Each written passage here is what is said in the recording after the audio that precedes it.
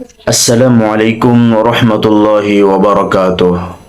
সম্মানিত দর্শক মণ্ডলী, আমরা জানি ইমামের কেরাত মুক্তাদির জন্য যথেষ্ট। সে মতে আমাদের প্রশ্ন জাগে, ইমামের কেরাত যদি মুক্তাদির জন্য যথেষ্ট হয়, তাহলে ইমামের তাশাহুদ মুক্তাদির জন্য যথেষ্ট হবে না কেন?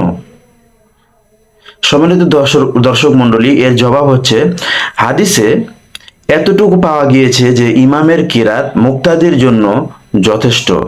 যেমন হাদিস শরীফে আছে, যে ব্যক্তির ইমাম থাকে তার ইমামের কিরাতই তার জন্য কেরাত। মুসলিম শরীফের বর্ণনা। এমনি ভাবে এ ব্যাপারে আরো অনেক হাদিস আছে, কিন্তু তাশাহুদের ব্যাপারে এরকম কোনো হাদিস নেই যে ইমামের তাশাহুদ মুক্তাদির জন্য যথেষ্ট।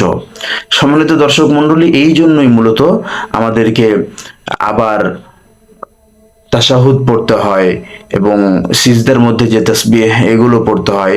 শুধু কিরাতের কথাই হাদিসে এসেছে যে ইমামের কেরাত মুক্তাদির জন্য যথেষ্ট। এই জন্যই মূলত আমাদেরকে আলাদা করে তাশাহুদ পড়তে হয়। এমনকি আমরা জামাতের সাথে নামাজ পড়তেছি, আমরা তাশাহুদ জানি না। জেনে রাখবেন যে তাশাহুদ যদি আমরা না জানি তাহলে সেদিনের নামাজ আমাদের হয় নাই। যেদিন আমরা তাশাহুদ বলতে পারবো সেদিন আমাদের নামাজ হবে। তার কারণ তাশাহুদ বলা এটি ওয়াজিব, এটি আবশ্যক।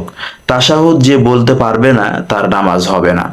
সম্মানিত দর্শক মণ্ডলী, এই জন্য আসুন শুধু সূরা কেরাত নয়, তাশাহুদ সহ নামাজের মধ্যে যত কিছু লাগে সবগুলো আমরা শিখে নেওয়ার চেষ্টা করি।